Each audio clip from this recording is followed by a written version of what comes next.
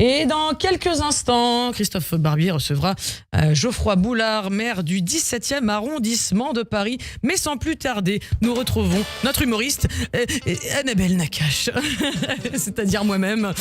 Eh bien, bonjour à tous, bonjour messieurs. Aujourd'hui donc, ça y est, moi je pensais que ça... En fait, je pensais pas que ça allait m'arriver, mais comme quoi ça n'arrive pas qu'aux autres. À mon domicile, j'ai mon domicile qui s'est fait envahir par des squatteurs, voilà. Et j'arrive pas à m'en débarrasser. En plus, ils écoutent que de la musique nulle. Bon bah voilà. Ça c'est ce que j'entends en ce moment chez moi, la journée quand j'essaye d'écrire une chronique. Oui, c'est la maison de Mickey, vous avez entendu la voix de Mickey. Oui, je me fais squatter ma maison par mes enfants en ce moment, puisque c'est les vacances scolaires. Et comme mes enfants squattent le salon, voilà l'ambiance que j'ai pour écrire en ce moment.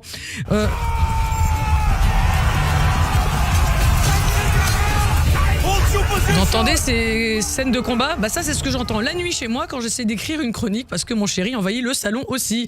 Et encore, je vous raconte même pas la période où il s'est enfilé tous les épisodes de la série zombie Walking Dead, j'entendais ça. Vachement inspirant, ça fait toujours plaisir. En tout cas, pour me détendre, je devrais faire comme notre invité d'aujourd'hui, Geoffroy Boulard, qui adore écouter ça.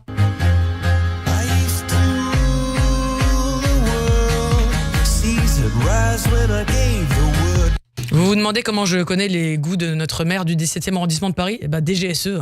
Oui, j'ai mes sources qui ont infiltré votre cabinet. Donc, ce maire de l'arrondissement de la Porte... Bon, maire du 17e, évidemment, c'est le maire de l'arrondissement de la Porte des Gens Blindés aux As... de la Porte de Champéret. Le 17 000 € du mètre carré... Le 17e arrondissement, je veux dire, de la ville de Paris. Ici, la sortie les délinquants de Paris, quoi. Et vice-président, donc vous êtes aussi vice-président de la grande métropole de Paris. Alors moi, je sais pas du tout ce que ça veut dire, mais ça sonne vachement bien. Alors, donc Geoffroy Boulard s'est illustré à l'international parce qu'il est le grand ennemi d'une catégorie de la population parisienne qui dénonce le fait que vous stigmatisez dans les médias une certaine catégorie de la population, c'est les rats. Ils sont pas contents parce que vous estimez que... En fait, on va faire une étude pour qu'on cohabite avec les rats. Écoutez, on est en plein délire. Donc, moi je dis aujourd'hui, la mairie de Paris n'a pas pris la mesure du problème, un problème réel. Allez vous balader à Notre-Dame, allez vous balader près de la Tour Eiffel. Les rats, c'est mignon. Où est-ce qu'est passée notre ouverture d'esprit, notre sens de l'accueil ?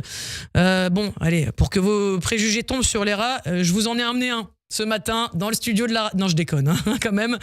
Mais écoutez, si ça se trouve, les rats, ils payent Hidalgo pour qu'elle fasse du lobbying. Je sais pas, moi, c'est une piste. En tout cas, dans le milieu... Monsieur Boulard, on l'appelle dératisman. Ce qui est bien maintenant avec l'obligation de rouler à 30 km/h dans Paris, c'est qu'on peut encore apprécier les rats quand on les voit. Excusez-moi, juste pour savoir, Greg, la libération de la vitesse à 30 dans Paris, vous êtes pour vous ? Moi, j'ai pas le permis. Vous avez bien raison. Je veux dire, est-ce qu'on nous a annoncé que l'espérance de vie a augmenté ? Non, je crois pas. Est-ce qu'on nous a annoncé qu'on allait devoir bosser moins longtemps et profiter encore plus de la vie ? Non, je crois pas non plus. Du coup, pourquoi on nous fait perdre notre temps à 30 à l'heure dans Paris ? Non mais t'es obligé d'appuyer sur le frein pour aller à 30 à l'heure. Tu fais le calcul. Bon, 30 à l'heure au lieu de 50, sur un trajet de 10 km par jour ouvré, ça fait perdre quoi ? 5 ans de ta vie ? 5 ans, mais c'est long, c'est un quinquennat de Macron. Bon, ça fait 5 ans en normal, mais en 12 ans en ressenti, quoi. 30 km/h, t'arrives même pas à rouler si lentement, mais bon, même les piétons, ils arrivent au boulot avant toi.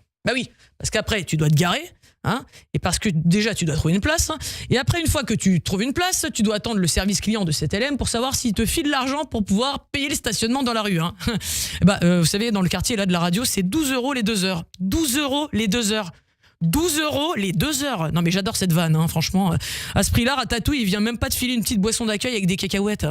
Non mais bon, si on veut habiter avec les rats, faut les éduquer, voilà. On leur apprend à nous faire à bouffer, comme dans le film, ou on leur apprend à sécuriser la ville. T'imagines si t'as un problème avec un taré, tu lui balances les rats, c'est fini. Bon, c'est vrai qu'il y a un sacré chantier en ce moment à Paris. Pour de vrai, il y a des travaux partout. Ils font un beau lifting de Paris, là, pour que ce soit prêt pour les Jeux. Mais au fond, tout le monde veut prendre la place d'Hidalgo. La mairie, je veux la voir, et je l'aurai.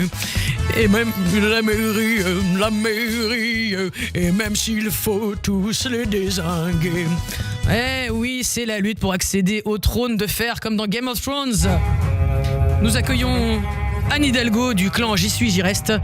Rachida Dati du clan Je ferai n'importe quoi pour le poste, Francis Spinner du clan Tout sauf Dati et Ratatouille du clan des rats parisiens.